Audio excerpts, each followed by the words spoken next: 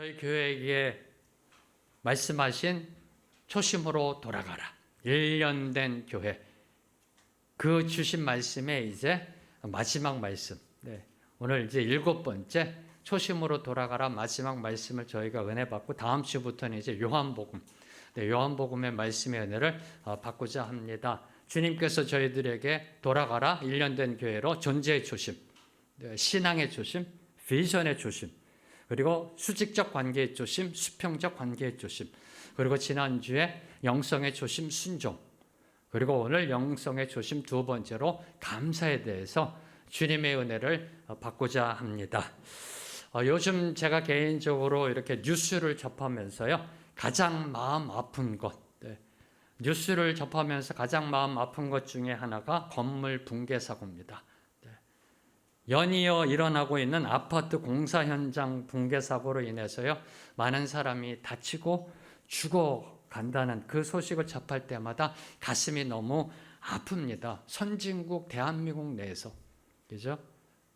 50년대, 60년대, 70년대 경제 개발을 이룰 때라면 모르겠는데 선진국 대한민국 내에서 이러한 일이 연이어 일어나고 있다는 사실이 너무나 가슴이 아픕니다. 건물이 무너지고요, 문제가 생길 때마다 공통점이 있습니다. 늘 공통점이 있습니다. 기초공사의 부실이다. 늘 항상 똑같은 그 문제점이 지적됩니다. 기초공사가 부실했다, 기본을 무시했다. 그런데 문제는 똑같은 실수가 반복되고 있다는 겁니다. 어디서요? 선진국 대한민국 내에서 똑같은 실수가 반복되고 있다는 겁니다. 이것은요, 기술 공법의 문제가 아닙니다. 기술력이 떨어져서 이런 문제가 일어나는 게 아니고요, 한마디로 마음의 문제고 정신의 문제라는 겁니다. 그래서 인재라고 하는 겁니다. 인재. 이거는 기술 공법의 문제가 아니라 마음의 문제이고 정신의 문제입니다. 동일하게 우리의 삶과 신앙도 마찬가지라는 겁니다. 삶의 기본기를 무시하고요, 신앙의 기초공사가 부실하면 그 인생은 언젠간 금이 가기 시작합니다. 깨어지기 시작합니다. 기울어지기 시작합니다. 그리고 결국 무너지게 되어 있다라는 겁니다. 무너질 때 나 혼자만 무너지나요? 다른 사람도 다치게 하고요, 다른 사람도 죽게 만든다라는 겁니다. 이게 상당히 지금에 일어나고 있는, 우리나라에 일어나고 있는 그 건물 붕괴 사고를 보면서 가슴이 아픈 겁니다. 단순하게 그 건물이 무너진다는 그 사실도 힘들지만, 너무나 가슴 아프지만, 우리의 삶, 우리의 신앙이 무너지고 있는 그 모습. 기초공사가, 기본기가 무시되어 있으면요, 금이 가고 깨지고 언젠가 무너진다니까요. 무너질 때 나 혼자만 무너지는 게 아니라니까요. 다른 사람을 아프게 하고 다치게 하고 다른 사람을 또 죽게까지 만드는 그러한 모습으로 들어가고 있다라는 겁니다. 겉모습의 종교가 아니라 이 속마음의 영성이 바로 세워져야 우리의 신앙이 튼튼하게 견고히 성장해 나아갈 수 있다라는 겁니다. 여기까지 제가 묵상하면서 갑자기 뜬금없이 이런 질문을 제가 저에게 던졌습니다. 황 목사, 지금 만약에 너의 영혼을 하나님 나라의 엑스레이로 촬영한다면 어떤 모습일까? 자, 여러분의 영혼을 하나님의 나라의 MRI 엑스레이로 지금 촬영하면 어떤 모습일까요? 다시 말하면 지금 여러분의 영성은 어떤 모습일까요? 뿌옇게 안개 낀 모습? 아니면 투명하고 반짝반짝 빛나는 보석과 같은 모습? 어떤 엑스레이로 찍혀 나올까요? 우리가 회복해야 할 영성, 우리가 바로 세워야 할 영성, 우리가 잘못 세우면 언젠가 무너지게 되고 있기 때문에 바로 올바로 세워야 할 이 속마음의 영성에 대해서 미국 영성신학자 로만 샤우촉은 특별히 3가지를 강조했습니다. 우리가 회복해야 될 영성에 대해서 영성을 연구한 전문가, 신학자 로만 샤우촉 교수님은 3가지를 특별히 우리에게 강조합니다. 첫째, 주 예수 그리스도의 인격적인 교제, 영적인 교제가 기독교 영성이라는 겁니다. 영성은 경건의 도를 닦는 게 아니라는 겁니다. 영성은 우리가 소위 말하는 저 사람 영빨이 있는 것처럼 보이는, 그게 아니라는 겁니다. 거룩해 보이고요, 경건해 보이고요. 그런 영빨 있어 보이는 경건의 도를 닦는 게 아니라 기독교 영성은 예수 그리스도와의 영적 교제라는 겁니다. 아주 심플한 진리입니다. 그분과 함께 교제하고 동행하는 겁니다. 이게 영성이라는 겁니다. 근데 이게 얼마나 힘들어요?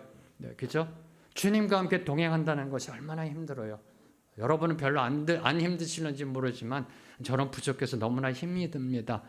늘 깨어 있어야 되고요. 민감해야 되고요. 조금이라도 정신줄 놓으면 세상을 향해 돌아가 있는 제 눈을 발견합니다. 24시간 그분과 영적 교제를 한다는 게 이게 쉽지 않습니다. 두 번째로 로만 샤우츠 교수가 강조한 것은 예수 그리스도의 인격적인 교제는 삶의 변화를 가져온다. 뭐예요? 영성은 삶의 변화라는 겁니다. 첫째, 예수 그리스도의 영적 교제가 영성이다. 영적 교제를 하면 삶의 변화가 있어야 된다. 이게 영성이라는 겁니다. 이걸 좀 더 여러분에게 쉽게 말씀드리면 여러분의 집에 있는 자녀들에게 한번 물어보세요. 아빠, 엄마가 좀 변했니? 한번 물어보세요. 두려운 질문이죠. 네. 여러분의 배우자에게 내가 좀 변한 것 같아? 네. 여러분의 자녀들에게 엄마, 아빠가 좀 변했니? 네. 저는 이 부분을 묵상하면서 너무 두렵더라고요. 그죠? 네. 이게 영성이라는 겁니다. 주님과 24시간 영적 교제 동행하며 삶의 변화까지 나아가는 거 얼마나 힘들어요. 그런데 이 로만 교수님이 마지막 세 번째로 강조한 게요. 저의 이 정말 답답한 마음을 싹 내려가게 해주셨습니다. 세 번째로 특히 강조하는 것, 기억해야 되는 것, 이 모든 것이 다 하나님의 은혜의 선물이다. 할렐루야, 할렐루야. 네. 이 부담이 싹 내려가더라고요. 제가 저를 볼 때 그렇게 바둥바둥해도 정신줄 놓으면 세상을 바라보고 있고요. 자녀들에게 좀 아빠가 변한 것 같니라고 정정당당하게 물어보지 못하는 그 모습. 그런데 이 모든 것이 다 하나님의 은혜의 선물이다. 하나님이 이끌어 가신다. 하나님이 은혜로 우리를 이끌어. 얼마나 이게 정말 감사해요. 그죠? 할렐루야. 기독교의 영성은 하나님의 은혜의 선물이다. 은혜의 선물이다. 내가 도를 닦아 이루는 것이 아니다. 은혜의 선물이다. 할렐루야. 그래서 감사해야 하는 겁니다. 그래서 감사해야 하는 겁니다. 기독교 영성의 마침표는 감사입니다. 감사. 그 감사가 무엇인지 그 감사의 진수를 잘 보여주는 것 중에 하나가요. 아르헨티나 가수 메르세데스 소사라는 그 가수가 부른 그라시아스 알라비다라는 노래입니다. 혹시 메르세데스 소사라는 가수 이름 들어보셨는지요? 아마 거의 못 들어보셨을 겁니다. 아마 라틴 아메리카 가수여서요. 아르헨티나 출신 가수여서 그분이 부른 그라시아스 알라비다라는 노래를 들으면요. 감사가 무엇인지 그 진수를 보여주고 있습니다. 이 메르세데스 소사는요. 라틴 아메리카의 민중의 어머니라 불린 가수입니다. 고난받는 이들의 가수라고 불린 아르헨티나뿐만 아니라 라틴 아메리카의 민중의 어머니로 불린 가수이고요.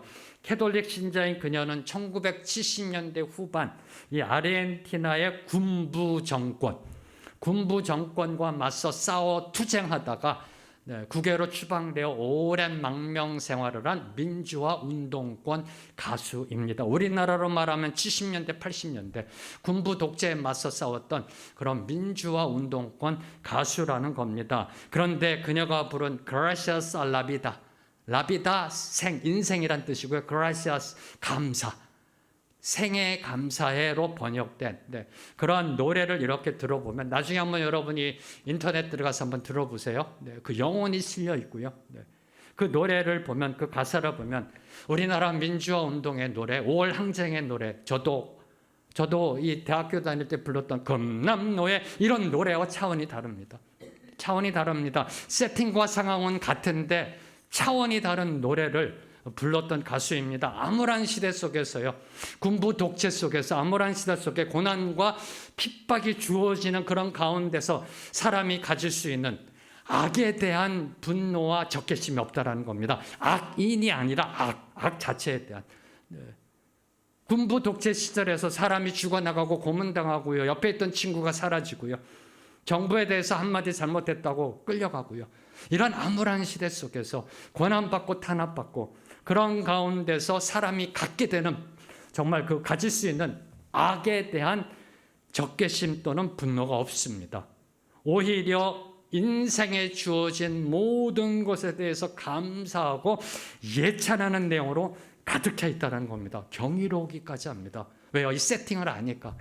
우리나라 70년대, 80년대 세팅을 생각하시면 됩니다. 그때 이 노래를 얼마나 이게 경이롭고 하지 합니다. 궁금하시죠?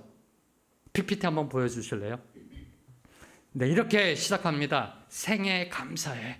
네, 지금 70년대, 80년대 전경 앞에서, 공수부대 앞에서 이 노래를 부르는 겁니다.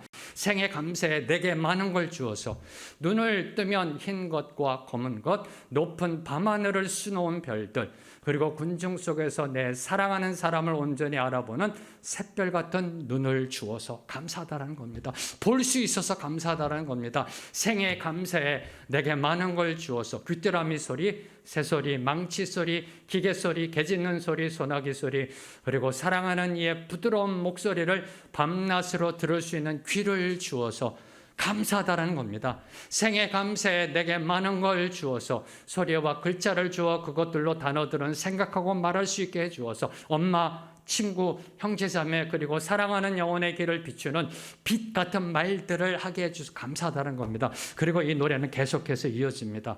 궁금하신 분들은 한번 인터넷 들어가면 이 가사가 있습니다.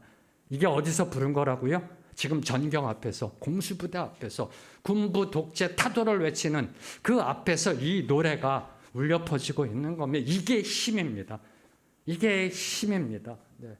금남노예라는 노래보다 이 노래를 들은 정경들과 공수부대의 마음은 어떠했을까요? 이 감사하는 거. 이게 바로 힘이고요. 이게 바로 역사를 움직이는 역사의 에너지라는 겁니다. 저희가 지난주에 영성이라는 것은 유진 피터슨 목사님의 말씀을 통해 예수의 길을 따라 하나님 아버지께로 가는 것이 영성이다라고 저희가 은혜 받았습니다. 그 영성의 시작은 순종이다. 그 영성의 시작은 순종이다. 이제 그 영성의 방점은 감사라는 겁니다. 감사. 영성의 시작은 순종이고요. 순종함으로 영성이 시작되고 그 방점은 감사다. 그 어떤 상황 속에서도 하나님이 주신 삶, 하나님이 내게 허락하신 그 인생에 대해서 감사하는 것이 기독교 영성의 최고봉입니다. 바로 그 감사의 영성에 대해서, 감사의 그 영성에 대해서 오늘 말씀을 통해 저희들이 도전받고 은혜 받고자 합니다. 자, 오늘 말씀을 보면 10명의 나병 환자들이 등장합니다. 나병에 걸리면은요, 당시 유대 율법에 의해서 마을에서 쫓겨납니다. 함께 정상적인 생활을 할 수가 없습니다. 사랑하는 가족들과 헤어져야 됩니다. 마을 바깥으로 추방되어서 살아가게 됩니다. 그들이 모여 삽니다. 그들은 아마도요 평생 자신들의 병을 고치기 위해 노력했을 겁니다. 그렇죠? 병을 고쳐야 다시 돌아갈 수 있으니까, 사랑하는 가족들과 함께 생활할 수 있으니까 온갖 모든 수단과 방법을 다 동원했을 겁니다. 양의원도 찾아가 보고 한의원도 찾아가 보고 용하다 하는 의사 다 찾아가 보았을 겁니다. 근데 인터넷 다 서치해서 필요하다는 모든 약도 먹어봤을 겁니다. 그런데 낫질 않아요. 근데 치료되지가 않는 그 현실 앞에 그들은 아마 좌절하며 자포자기의 삶을 살아왔을 겁니다. 그런데 그런 그들에게 어느 날 예수님이 오신다라는 소식이 들려왔습니다. 이 소식을 들은 겁니다. 예수님이 오신다라는 소식을 소문으로만 듣던 예수님, 귀로만 듣던 예수님, 죽은 자를 살리시고 앉은 자를 일으키시고 눈먼 자를 다시 뜨게 하신다는 그 예수님이 드디어 오신다라는 소식을 들은 그들. 그들은 자신들의 인생을 짓누르고 있던 그 자리에서 일어났다라는 겁니다. 들었습니다. 예수님이 오신다는 소식을 들었습니다. 그리고 그 자리에서 일어났다는 겁니다. 짓누르고 있던 현실의 자리, 포기의 자리, 절망의 자리에서 일어났습니다. 그리고 예수님을 향해 나아갔습니다. 그리고 예수님을 만났습니다. 예수님을 만나야 문제가 해결이 되잖아요. 예수님을 만나야 영적 교제가 시작되는 겁니다. 예수님을 만나야 우리의 영성이 시작되어진다는 겁니다. 우리 속마음의 영성에 견고함이 토대가 세워진다는 겁니다. 그래야 우리 인생이 안 무너진다는 겁니다. 예수님을 만나야, 기독교 영성은 예수님과의 영적 교제다. 그분을 만나야 우리의 영성이 세워지는 거잖아요. 그분을 만나야 우리의 영성의 토대가 세워지는. 그들은 예수님이 오시는 소식을 들었고요. 그리고 그 자리에서 일어났고요. 예수님을 향해 나아갔고요. 예수님을 만난 겁니다. 예수님을 만난 그들은 오늘 말씀을 보면 멀리 서서 큰 소리로 외쳐대기 시작합니다. 예수 선생님이여 우리를 불쌍히 여기소서. 예수님 우리에게 자비를 베풀어 주셔서 우리를 고쳐주세요라고 큰 소리로 멀리 서서 외치기 시작합니다. 왜요? 유대 율법에 의하면, 정결법에 의하면 정상인에게 다가갈 수가 없었습니다. 나병 환자들이 정상인에게 다가가면 돌에 맞게 되어 있기 때문에 멀리 서서 가까이 가지는 못하고, 그러나 예수님이 자기들의 병을 고쳐주실 수 있음을 믿고 소리 높여 외쳐대기 시작한 겁니다. 예수 선생님이여 우리를 불쌍히 여기소서. 이들의 부르짖음을 들은 예수님이 응답하십니다. 14절 말씀 함께 읽겠습니다. 시작. 보시고 이르시되 가서 제사장들에게 너희 몸을 보이라 하셨더니 그들이 가다가 깨끗함을 받은지라. 보시고 이르시되, 예수님은 저와 여러분 우리들이 예수님을 찾고 부를 때 반드시 돌아보시고 응답하시는 분이십니다. 이 단순한 진리가 은혜라는 겁니다. 저와 여러분이 그분 앞에 나아가서 우리 인생의 문제를 놓고요, 기도할 때, 부르짖을 때 그분은 돌아보시고 응답하신다는 겁니다. 예수님은 10명의 나병 환자들의 부르짖음을 들으셨습니다. 그리고 그들의 고통받는 현실을 외면하지 않으셨다는 겁니다. 그들이 스스로 해결하지 못한 문제, 뭔가 해보려고 했는데 나아지지 않는 나병의 문제, 스스로 해결할 수 없으므로 절망하고 있는 그 문제, 평생 기도 제목, 날마다 주님 앞에 나아가 무릎 꿇고 기도했던 그 기도 제목, 나병을 정확하게 직시하시고 이렇게 말씀하십니다. 제사장들에게 가서 너희 몸을 보이라. 제사장들에게 가서 너희 몸을 보이라.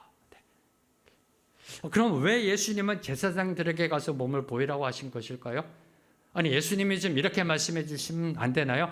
야, 내가 나의 전지 능력으로 볼 때 저기 전라도 어디 가면은 그 의사가 최고로 제일 좋더라. 믿어, 나 예수야. 내가 볼 때 그 사람이 최고야. 글로 가서 치료받아라. 가 아니잖아요. 내가 볼 때 내 경험상 나도 병원 가봤는데 이 의사가 최고더라. 이 한의원이 최고더라.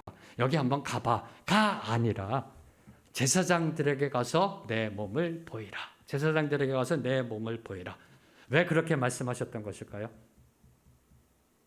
당시 유대 율법에 의하면요, 나병에 걸렸다가 다 나으면, 다 치료되면, 깨끗이 회복되면 반드시 제사장에게 나아가서 확인 도장을 받아야 됐습니다.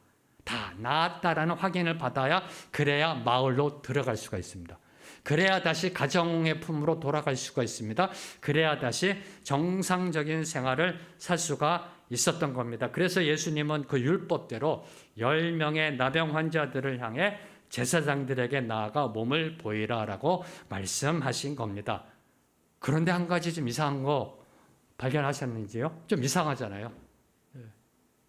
아직 그들이 나병에서 낫지 않았다라는 겁니다.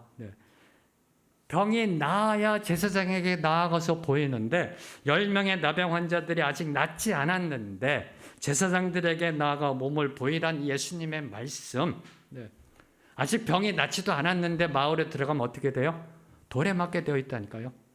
그것도 제사장이 있는 거룩한 곳, 제사장이 있는 곳은 거룩한 곳으로 여겼습니다.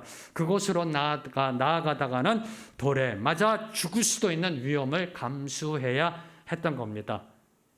사실 이 10명의 나병 환자들이 듣고 싶어 했던 말은 어떤 말일까요? 예수님으로부터 예수 선생님이여 우리를 불쌍히 여기소서, 불쌍히 여기소서. 그때 예수님으로부터 듣고 싶었던 말이 어떤 말일까요?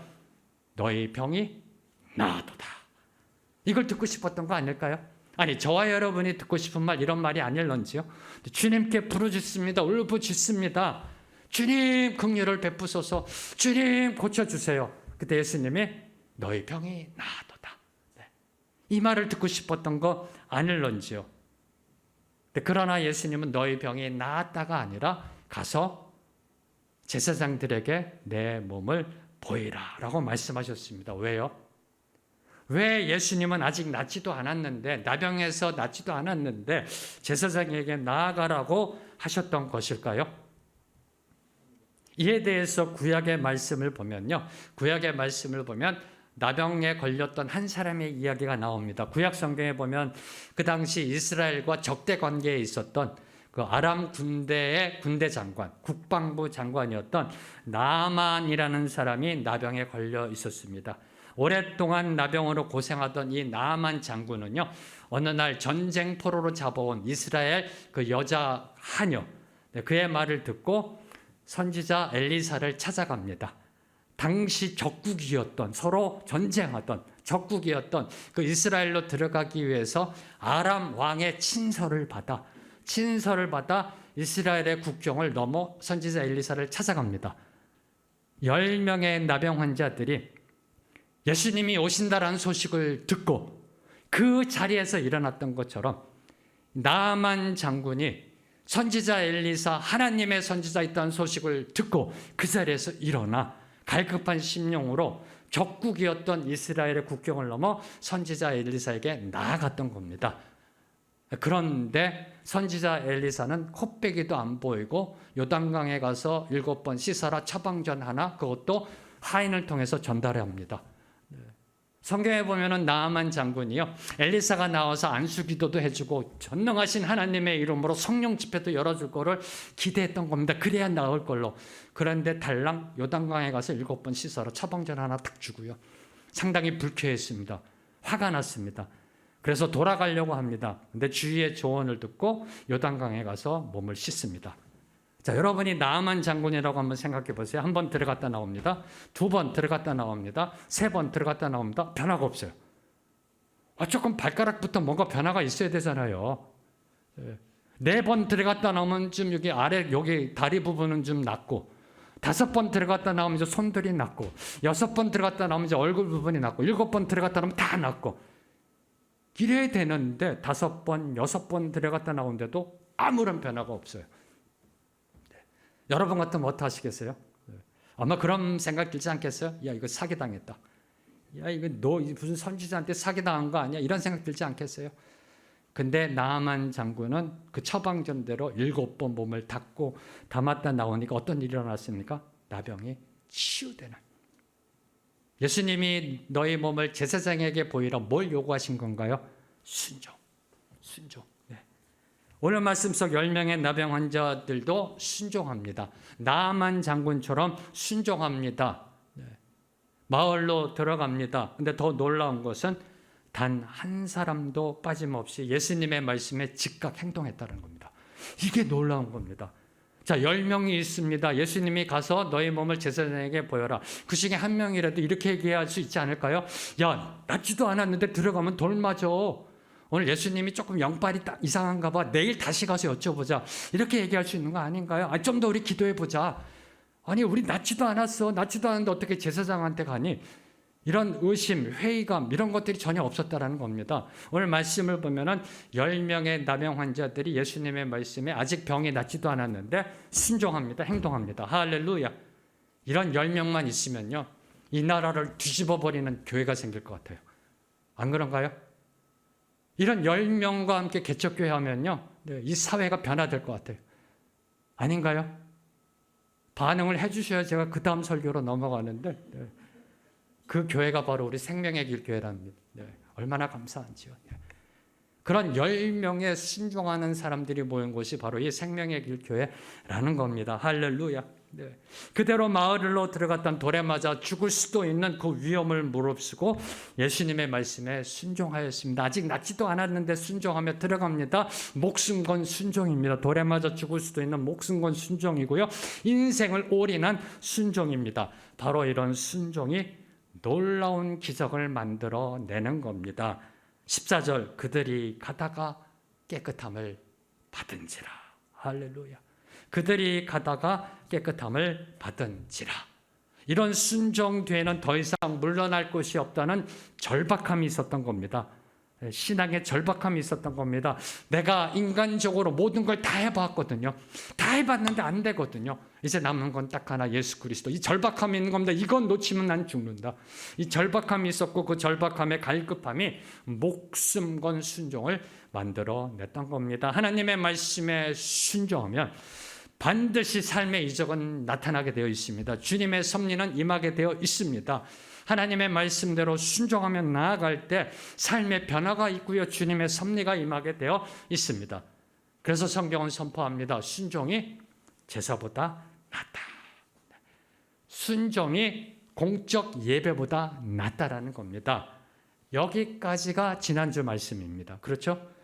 지난주 말씀, 이 순종의 영성, 여기까지가 영성의 초심, 순종과 똑같은 겁니다. 이런 귀한 순종, 이런 순종의 이야기로 오늘 말씀이 끝나도 되는데, 그죠? 여기까지만 해도 저와 여러분에게 충분한 신앙적 교훈을 줍니다. 그런데 오늘 말씀은 이어지고 있다는 겁니다. 네, 이 부분입니다. 2000년 전에 한 사건이 일어났습니다. 왜 하나님은 이 사건을 계속해서 일어나게 만드셨던 것일까? 10명이 순종했습니다. 목숨 건 순종.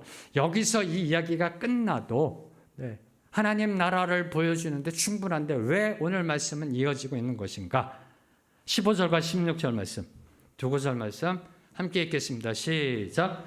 그 중에 한 사람이 자기가 낳은 것을 보고 큰 소리로 하나님께 영광을 돌리며 돌아와 예수의 발 아래에 엎드려 감사하니 그는 사마리아 사람이라. 목숨 건 순종, 그 놀라운 순종을 보여준 10명의 나병 환자들이 가다가 깨끗함을 받습니다. 그 중에 단 한 명, 그 중에 단 한 명만이 예수님께로 돌아와 그 베푸신 은혜에 감사하며 하나님께 영광 올려 드렸습니다. 10명이 가다가 순종하여 나병이 깨끗이 치유받는 기적을 경험합니다. 그 중에 9명은 계속해서 직진, 제사장에게 율법대로 내 몸을 보여 확인받아 이제 마을로 돌아가서 형통한 삶을 살 것을 꿈꾸며 나아갔고요. 단 한 사람, 예수님께로 돌아와 제사장에게 나아가는 것보다 더 우선순위 예수님께로 돌아와 감사하며 엎드렸다는 겁니다. 무엇을 말하고 있나요? 말씀에 순종하는 것도 참으로 귀한 겁니다. 말씀에 순종하는 것도 참으로 중요합니다. 근데 거기서 멈춰서서는 안 된다는 사실을 암시합니다. 순종 다음에 무엇인가 있다는 것을 암시하고 있는 겁니다. 저와 여러분, 우리들은 이 세상을 살아가면서요, 이 모양 저 모양의 문제를 접합니다. 문제들을 만날 때마다 해결되기를 간구합니다. 한 분도 빠짐없이 인생의 문제 속에 들어가 있습니다. 그렇죠? 제가 일부 예배 때도 말씀드렸습니다만 문제 없으신 분은 제가 수학 문제라도 드릴게요. 우리 인생은요, 문제의 연속입니다. 그렇죠? 신앙의 문제. 왜 이렇게 나는 신앙이 이거밖에 안 될까라는 고민도 하게 되고요. 가정의 문제, 자녀들의 문제, 경제적인 문제, 관계의 문제. 그 문제 앞에 나아가 기도합니다. 그 문제가 해결될 수만 있다 하면서 주님께 기도합니다. 근데 그 문제가 중증 문제고 심각한 문제고 우리 자녀들의 문제면 주님 이 문제 해결해 주시옵소서. 이 문제만 해결된다면 무엇이든지 하겠습니다. 목숨까지 내놓겠습니다. 죽기까지 순종하겠다라고 기도합니다. 그래서 안 나오던 새벽 기도도 나옵니다. 안 하던 금요 철야도 합니다. 그러다가 안 나오면 이제 하나님 앞에 협박합니다. 이래도 안 들어주실라 하면서 40일 금식기도 들어갑니다. 그러다가 이제 이 문제가 해결되면 너무나 기뻐요. 그렇죠? 기쁩니다. 잠시 잠깐 감사합니다. 주님 감사합니다. 하다가 일상의 삶으로 돌아간다는 겁니다. 문제가 해결되면 다시 돌아가 버린다는 겁니다. 이 나병이 나았을 때 10명의 나병 환자들 얼마나 기뻤을까요? 감사했을까요? 근데 그들의 삶이 다시 원위치로 돌아간다는 겁니다. 기도를 멈춥니다. 기도를 멈추고요. 예수님을 찾는 갈급함이 사라집니다. 눈물, 콧물의 간절함이 사라집니다. 예수님을 향한 간절함과 갈급함의 부르짖음이 사라집니다. 예수 선생님이여 우리를 불쌍히 여기소서라는 부르짖음이 사라집니다. 간절한 갈급함이 사라지고 종교적 신앙, 상투적 신앙, 습관적 신앙으로 다시 원위치, 링반데룸.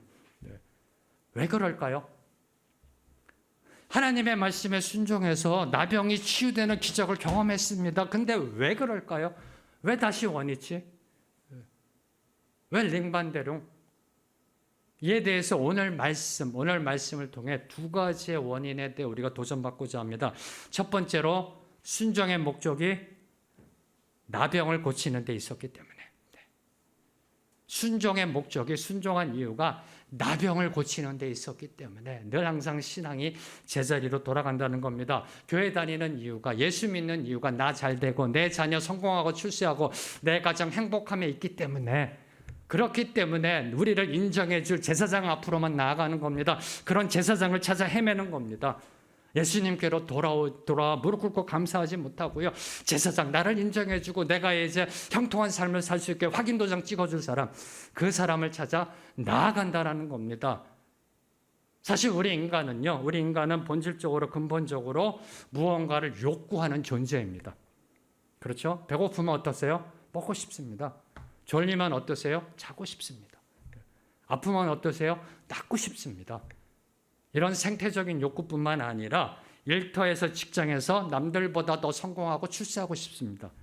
남들보다 먼저 승진하고 싶습니다. 이게 기본적인 욕구입니다. 더 많은 돈을 벌고 싶습니다. 그리고 더 높이 올라가고 싶고요. 내 배우자, 내 자녀는 남들보다 좀 더 뛰어났으면 좋겠습니다. 이게 욕구입니다. 바로 이런 욕구들만 채우기 위해서 예수 믿기 때문에, 그렇기 때문에 늘 항상 제자리고 원위치 링반대롱이라는 겁니다.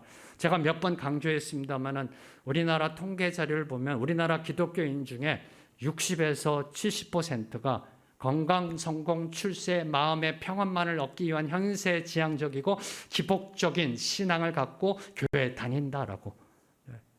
한 번이 아니라 여러 번에 걸친 그 통계 자료에 의해서, 조사에 의해서 60에서 70%가 교회 다니는 사람들 중에. 그렇기 때문에 링반대롱. 사랑하는 성도 여러분, 여러분은 떡을 얻기 위해 예수님을 찾으시는지요? 아니면 떡만으로 살 수 없어서, 떡만으로는 살 수 없어서 예수님 앞에 나아가고 계시는지요? 오늘 한 번쯤 이 질문에 대해서 한번 묵상해 보시길 바랍니다. 다시 질문합니다. 여러분은 떡을 얻기 위해 예수님을 믿고 계시는지요? 아니면 살아봤는데 떡만으로는 살 수가 없어서, 그분 없이는 살 수가 없어서 예수님 앞으로 나아가고 계시는지요? 자, 두 번째로 오늘 말씀 속에 왜 다시 링반대롱 가는가? 순종해서 삶의 기적을 경험했는데 왜 링반대롱으로 돌아가는가? 두 번째로 나병에서의 나음이 전적으로 예수님의 은혜가 아니라 나 자신의 노력의 결과라고 생각했기 때문입니다. 무슨 뜻이냐고요? 예수님은 그냥 가서 제사장에게 몸을 보이라라고 말했지, 우리랑 함께 하신 것도 아니고 그 말을 듣고 순종한 건 나야. 내가 용감하게 마을 경계선을 넘어서 들어갔어. 돌에 맞을 걸 각오하고 들어갔어. 내가 수고했고 내가 노력했고 내가 공로가 있기 때문에 나는 이렇게 병이 나은 거야. 내가 만약에 그때 수고하고 노력하지 않았어 봐, 낫지가 않았을 거 아니야. 이렇게 생각하기 때문입니다. 예수란 그분은 단지 말만 했어. 가서 제사장에게 몸을 보이라. 행동한 건 나야. 내가 수고해. 이렇게 생각하기 때문입니다. 모든 것이 그분의 은혜가 아니라 내 노력도 들어가 있다, 내 수고도 들어가 있다라고 생각하기 때문에 제사장 앞으로 나아가는 겁니다. 예수님께 돌아오지 못하고요.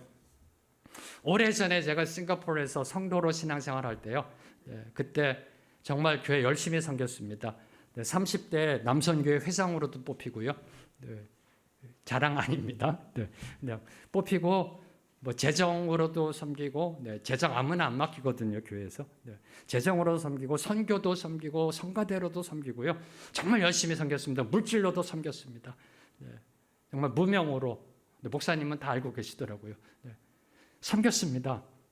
그러면서 제가 저한테 한 말, 그렇게 많이 섬기니까 더 겸손해야 된다.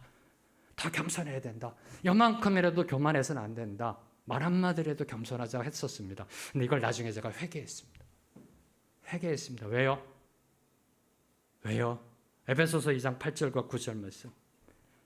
에베소서 2장 8절 9절 함께 읽겠습니다. 시작. 너희는 그 은혜에 의하여 믿음으로 말미암아 구원을 받았으니 이것은 너희에게서 난 것이 아니요 하나님의 선물이라. 행위에서 난 것이 아니니 이는 누구든지 자랑하지 못하게 함이라. 모든 게 그분의 은혜입니다.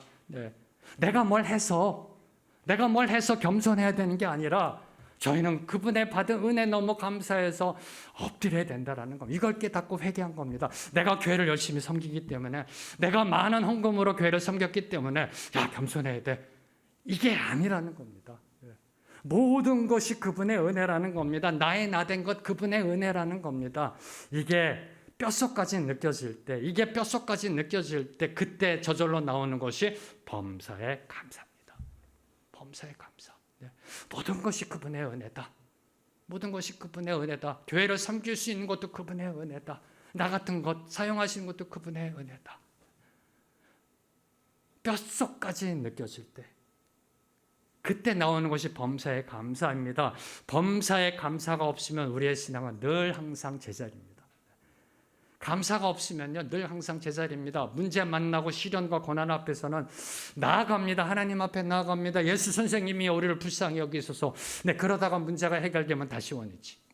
감사가 없으면 앞으로 정진에 나아갈 수 없다라는 겁니다. 오늘 식사하셨는지요? 어제 식사하셨는지요? 혹시 집에 먹을 양식이 떨어져서 굶고 있지는 않으신지요? 감사하십시오. 감사하시라니까요. UN 자료에 의하면은 전 세계 9억 명이 먹을 것이 없어서 죽어가고 있습니다. 몇 명이요? 9억 명이. 전 세계 인구의 20억 명이 먹을 것이 부족해서 영양실조에 걸려 있습니다. 29억 명이 먹을 것이 없어 힘들어합니다. 식사하셨는지요? 감사하십시오. 저에게는 사치스러운 감사합니다. 그렇죠? 흰쌀밥 먹지 마라. 건강에 안 좋다. 잡곡밥 먹어라. 이 사치스러운 감사입니다. 감사하세요. 오늘도 그 누군가는 먹을 것이 없어서 죽어가고 있다라니까요. 저와 여러 심리학자가 이야기할 때 우리 인간에게 있어서 가장 불감증에 걸리는 마음이 감사하는 마음이라고 합니다. 맞는 것 같아요. 제가 저를 봐도요. 오죽했으면 교회마다 감사하기 운동을 할까요? 오죽했으면 저희 교회가 작년에 3.4만 운동을 했을까요? 인간의 마음 중에 가장 쉽게 불감증에 걸리는 것이 감사하는 마음입니다. 심리학자들의 이구동성입니다. 사랑하는 성도 여러분, 기억하십시오. 영성은 감사의 깊이와 감사의 넓이에 비례합니다. 영성은 감사의 깊이와 넓이에 비례한다는 겁니다. 자, 이제 17절과 18절을 보면 예수님은 오늘 우리가 감사하는 삶을 살고 있는지 질문하십니다. 오늘 저와 여러분이 감사하는 삶을 살고 있는지 이 질문을 통해 우리가 회복해야 할 감사의 영성이 무엇인지 도전받고자 합니다. 우리가 회복해야 할 감사의 영성이 무엇인지 교훈받고자 합니다. 17절과 18절 말씀 함께 읽겠습니다. 시작. 예수께서 대답하여 이르시되 10사람이 다 깨끗함을 받지 아니하였느냐? 그 9은 어디에 있느냐? 이 이방인 외에는 하나님께 영광을 돌리러 돌아온 자가 없느냐 하시고, 자, 예수님은 첫 번째로 질문합니다. 10사람이 다 깨끗함을 받지 않았느냐? 그 9은 어디 있느냐라고 우리에게 오늘도 질문하십니다. 10사람이 순종해서 나병의 치유를 받았지 않았느냐? 9은 어디 있느냐? 라고 오늘도 저와 여러분에게 질문하고 계십니다. 이는 뭘 의미하는 걸까요? 삶의 기적을 경험하는 자는 많으나 감사하는 자는 소수라는 겁니다. 말씀에 순종해서 주님의 섭리를 경험하는 자, 삶의 이적을 경험하는 자, 주님의 역사를 경험하는 자는 많으나 감사하는 자는 소수다. 출애굽한 이스라엘 백성은 남자, 여자, 어린애까지 합해서 최소 200만 명이 넘습니다. 주님의 역사를 경험했습니다. 10가지 재앙을 경험했고 홍해가 갈라지는 걸 경험했고요. 그러나 감사하는 자는 소수였다는 겁니다. 늘 그들은 불평불만 투덜투덜. 이걸 지금 예수님께서는 저와 여러분에게 권면하며 도전하고 있는 겁니다. 다시 말해 순종의 결과는 기적이 아니라 감사라는 겁니다. 순종의 결과, 순종의 마침표는 기적이 아니라 감사다.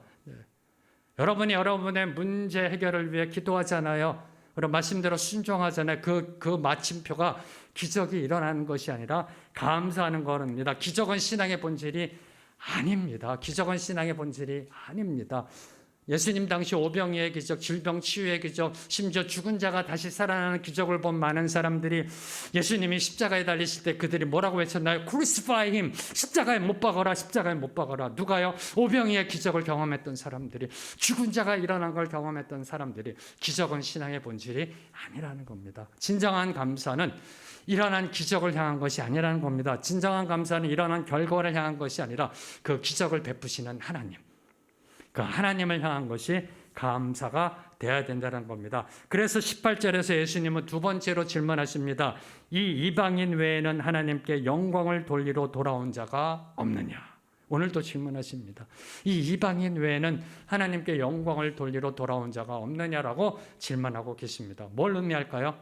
감사는 하나님께 영광 돌리는 것이다. 감사는 하나님께 영광 돌리는 것입니다. 시편 50편 23절 말씀. 함께 읽겠습니다. 시작. 감사로 제사를 드리는 자가 나를 영화롭게 하나니 그의 행위를 옳게 하는 자에게 내가 하나님의 구원을 보이리라. 이 감사라는 것은 하나님과 사람 사이를 잇는 영적 다리입니다. 영적 교량입니다. 감사로 제사 드린다. 감사로 사람이 하나님께 예배 드리는 거고요. 이 감사를 통해서 하나님이 그 사람에게 구원을 보이리라. 시편 50편 23절 말씀. 감사는 하나님과 사람을 잇는 영적 교량이라는 겁니다. 그래서 오늘 말씀 19절에 보면 예수님이 돌아온 그 사람에게 이렇게 선포합니다. 내 믿음이 너를 구원하였다. 구원하였다. 감사가 하나님과 사람의 그 사이를 잇는 영적 교량이라는 겁니다. 감사는 한마디로 구원의 증표라는 겁니다. 그래서 감사가 영성의 마침표, 구원의 증표입니다. 감사가. 감사의 제사를 드리는 자가 나를 영화롭게 한다. 그의 행위를 옳게 하는 자에게 내가 하나님의 구원을 보이리라. 근데 저와 여러분이 놓치지 말아야 될 것, 주목해야 될 것, 하나님께 감사드린 그 한 사람이 누구? 다름 아닌 사마리아 이방인이었다라는 사실입니다. 당시 천대받고 멸시받던 이방인, 하나님의 택한 백성이라 우쭐대던 9명의 유대인은 제사장 앞으로 나아갔고 천대받고 멸시받던 사마리아 이방인만이 예수님께로 돌아왔다라는 겁니다. 감사는 믿음 좋다고 생각하는 사람, 나 정도만 믿으라고 해, 나 정도만 믿으라, 나 정도는 괜찮아 하는 사람의 고백이 아니라는 겁니다. 자격 없고 부족하다라고 생각하는 사람의 고백이 무엇이다? 감사라는 겁니다. 의인이라 여기는 바리새인이 아니라 죄인이라 가슴 치는 자의 고백이 감사라는 겁니다. 다시 선포합니다. 의인이라 선포하는 바리새인이 아니라 나는 죄인입니다라고 가슴 치는 세리의 고백이 바로 진정한 감사라는 겁니다. 삶이 메마르고요. 삶이 드라이해지고요. 영적으로 침체되어 있는 사람들에게 나타나는 한 가지 공통점이 있습니다. 그 공통점은 바로 그들의 생활 속에 감사라는 단어가 없다는 겁니다. 삶이 드라이해진 사람, 영적으로 피폐해진 사람, 영성의 토대가 흔들리는 사람, 그런 사람의 공통점은 감사라는 단어가 없다는 겁니다. 그런데 감사할 일도 없이 살아가는 것도 문제입니다. 그렇죠? 네, 감사할 일을 찾아내지 못하면서 살아가는 것도 문제예요. 범사에 감사라 했는데. 근데 그보다 더 큰 문제는 받은 은혜와 사랑에 대해서 감동하고 감사할 줄 모르는 것, 이게 더 커다란 병이라는 겁니다.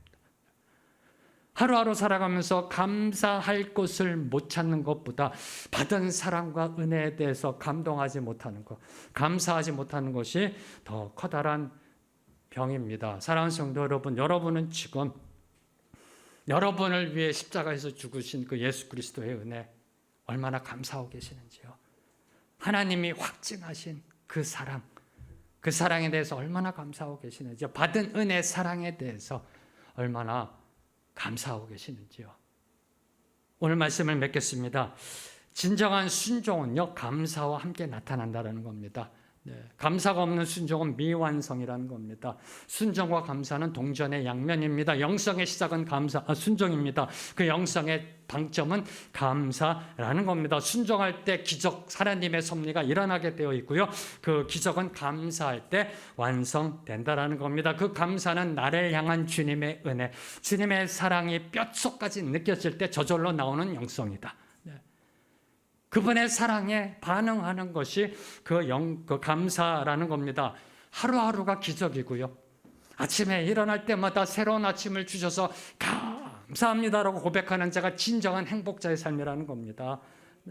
밤하늘의 별을 보고요, 들판에 펴있는 꽃 한 송이를 보면서 주님의 섭리를 느끼고 감사하는 것. 주님, 오늘도 우리에게 별을 보여주셔서 감사합니다. 저 들에 핀 꽃을 통하여 주님의 아름다움을 보여주셔서 감사합니다. 저 꽃도 먹이시는데 나를 먹여주심에 감사합니다라고 그 섭리에 감사하는 것. 이런 사람이 바로 지금 천국을 살아가고 있는 사람들이라는 겁니다.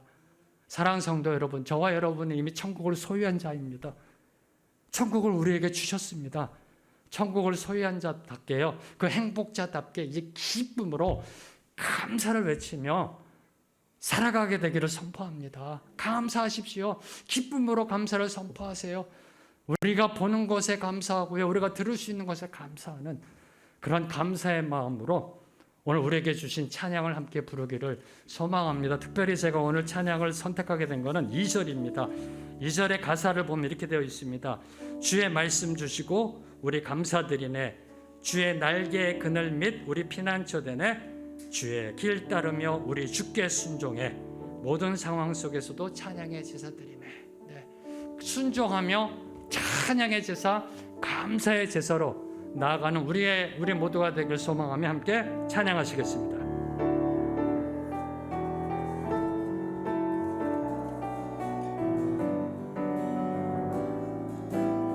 주의 말씀 주시고 우리 감사드리네. 주의 날개의 그늘 및 우리 피난처 되네.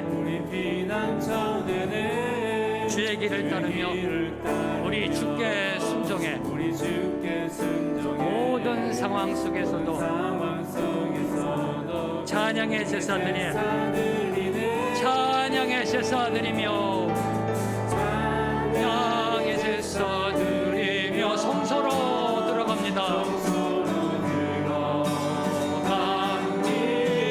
찬양의 제사 드리며 찬양의 제사 드리며 성소로 들어가. 다시 한번 고백합니다. 주의 말씀 주시고 주의 말씀 주시고 우리 감사드리네. 주의 날개의 그늘 및 우리 피난처 되네. 주의 길을 따르며 우리 주께 순종해. 순종함에 그치지 않고 찬양의 제사 드리며 나갑니다. 제사 드리네. 찬양의 제사 드리며 찬양의 제사 드리며 성소로 들어갑니다.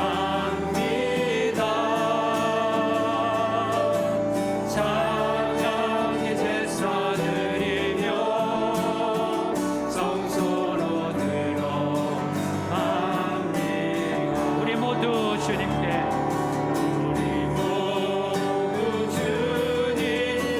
감사의 제사를 드리세. 제사를 드리세.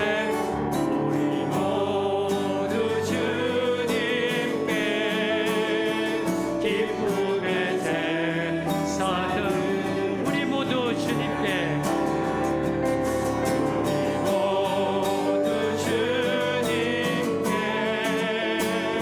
감사의 제사를 드리세.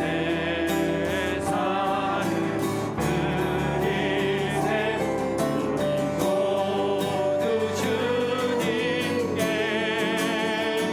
기쁨의 제사들.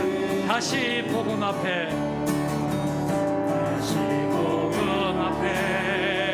내 영혼 선해.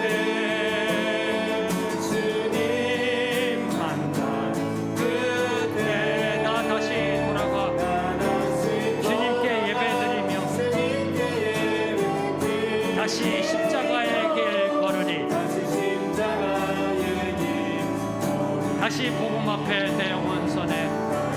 복음 앞에 내 영혼 선. 주님 만난 그때 주님 만난 그때 나 다시 돌아가 주님께 예배드리며 다시 십자가의 길 걸으니. 마지막으로 고백합니다. 다시 복음 앞에, 다시 복음 앞에 내 영혼 서네. 주님 만난 그때 나 다시 돌아가 주님께 예배 드리며 다시 십자가의 길 걸으리. 주님 감사합니다. 다시 복음 앞에 섭니다. 주님 만난 그때 나 다시 돌아가 주님께 예배드립니다. 초심으로 돌아갑니다. 존재의 초심, 신앙의 초심, 비전의 초심, 관계의 초심, 영성의 초심으로 돌아갑니다. 주님, 다시 돌아가 주님 앞에 예배드리며 나아가게 하여 주시옵소서. 오직 주님이 보여주신 그 생명의 길로 나아가 주님의 교회로 멋있게 제대로 세워지는 생명의 길 교회 되게 하나님 이끌어 주시옵소서. 예수님의 이름으로 기도합니다. 아멘.